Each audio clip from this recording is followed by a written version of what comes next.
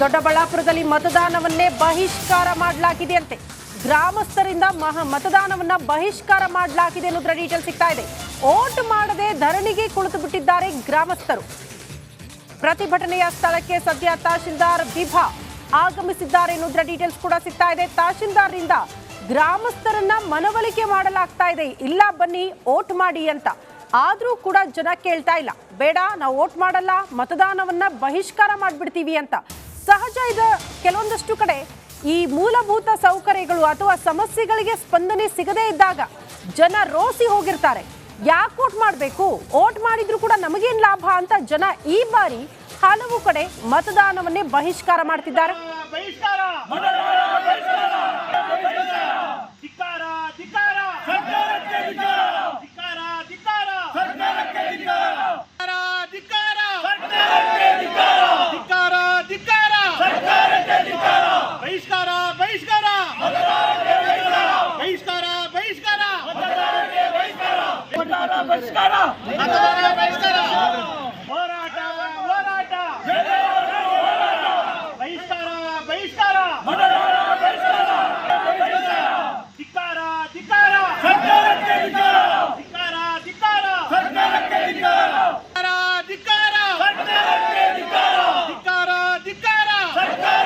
Sir, ನಮ್ಮೂರಲ್ಲಿ ಮೂಲಭೂತ ಸಮಸ್ಯೆಗಳು ಜಾಸ್ತಿ ಇದ್ದಾವೆ.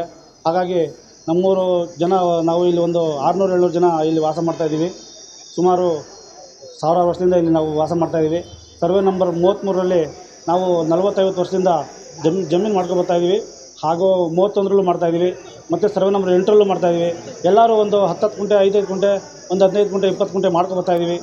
ಅವರು ಮಾಡ್ಕೊಂಬಂದರು. ನಾವು ಸರ್ಕಾರಕ್ಕೆ ಎಷ್ಟೇ ಸಲ ಅರ್ಜಿ ಫಾರಮ್ 53, 57 ಎಲ್ಲ ಹಾಕಿದ್ರು ಇದುವರೆಗೂ ಸಹ ನಮ್ಗೆ ಇಲ್ಲಿ ಯಾರೂ ನಮ್ಮ ಸ್ಥಳ ಪರಿಶೀಲನೆ, ನಮ್ಮ AC ಸಾಹೇಬರಾಗಲಿ, DC ಸಾಹೇಬರಾಗಲಿ, ತಹಶೀಲ್ದಾರ್ ಸರ್ ಆಗಲಿ ಸ್ಥಳ ಪರಿಶೀಲನೆ ಮಾಡಿಲ್ಲ. ಹಾಗೆ ಮತ್ತು ನಮಗೆ ಇಲ್ಲಿ ಸರ್ವೆ ನಂಬರ್ 10ರಲ್ಲಿ ಸೈಟ್ಗಳಿಗೆ ಅರ್ಜಿ ಹಾಕಿದ್ವಿ. ಆ ಅರ್ಜಿ ಹಾಕಿದ್ರು ಪಂಚಾಯತ್ ರಿಜಿಸ್ಟ್ರೇಷನ್ ಮಾಡಿಸಿದ್ರು ನಮ್ಗೆ ಯಾರಿಗೂ ಸೈಟ್ಗಳಿಗೂ ಸಹ ಕೊಟ್ಟಿಲ್ಲ ಇಲ್ಲಿ. ಹಾಗಾಗಿ ಅಕ್ಕಿ ರೇಷನ್ನು ನಾವು ತಗೊಳ್ಳೋದಕ್ಕೆ 2-3 ಕಿಲೋಮೀಟರ್ ಹೋಗ್ಬೇಕಾಗ್ತದೆ. ವೋಟ್ ಹಾಕೋದಕ್ಕೆ ನಾವು 2-3 ಕಿಲೋಮೀಟರ್ ಹೋಗ್ಬೇಕಾಗ್ತದೆ. ನಮ್ಮೂರಿಗೆ ಯಾವುದೇ ಒಂದು ಸರ್ಕಾರದಿಂದ ಯಾವುದೇ ಒಂದು ಜಮೀನು ಮಂಜೂರಾತಿ ಯಾವುದೂ ಆಗಿಲ್ಲ. ಹಾಗಾಗಿ ಎಲ್ಲ ಅವರವ್ರ ಸರ್ವೆ ನಂಬರ್ ಮನೆಗಳಲ್ಲಿ ನಾವು ಮನೆ ಕಟ್ಕೊಂಡಿದ್ದೀವಿ. ಎಲ್ಲ ಅಧಿಕಾರಿಗಳಿಗೂ ನಾವು ಅರ್ಜಿಗಳು ಕೊಟ್ಟರು ನಮ್ಮ ಹತ್ರ ಎಂಡಾಸ್ಮೆಂಟ್ ಇಟ್ಕೊಂಡು ಸುಮ್ಮನೆ ಚೀಟ್ ನಮ್ಮ. ನಮಸ್ಕಾರ, ಕರ್ನಾಟಕ ಪ್ರೈಮ್ ಟೈಮ್ಗೆ ಸ್ವಾಗತ. ನಾನು ಜಯಪ್ರಕಾಶ್ ಶೆಟ್ಟಿ. ಇಡೀ ಕರ್ನಾಡು ಇವತ್ತು ರೆಬೆಲ್ ಆಗಿ ನಿಂತಿದೆ. ಈ ಹಗರಣಗಳನ್ನು ಸದನದಲ್ಲಿ ಪ್ರಸ್ತಾಪ ಮಾಡಲು ಕೂಡ ಕಾಂಗ್ರೆಸ್ ಹಿಂದೇಟು ಹಾಕಿದ್ದೇಕೆ? ನಿಮ್ಗೆ ಸಂಬಳ ಅದಕ್ಕೆ, ನಿಮಗೆ ವಾಹನ ಅದಕ್ಕೆ, ನಿಮಗೆ ವೆಪನ್ ಅದಕ್ಕೆ, ನೀವು ಅದನ್ನು ಸೆರೆ ಹಿಡಿಬೇಕಾಗಿತ್ತು.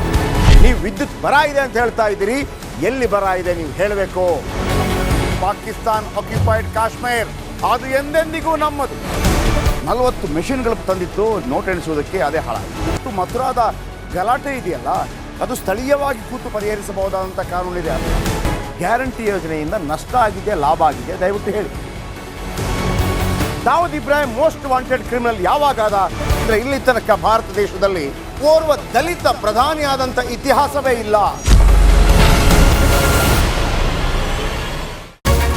ರಿಪಬ್ಲಿಕ್ ವರ್ಲ್ಡ್ ಆಪ್ ಇದು ಕೇವಲ ಅಪ್ಲಿಕೇಶನ್ ಅಲ್ಲ, ಸಮಗ್ರ ಸುದ್ದಿಗಳ ಸಂಪರ್ಕ ಮಾರ್ಗಕ್ಕೆ ಕ್ರಾಂತಿಕಾರಿ ಬದಲಾವಣೆ.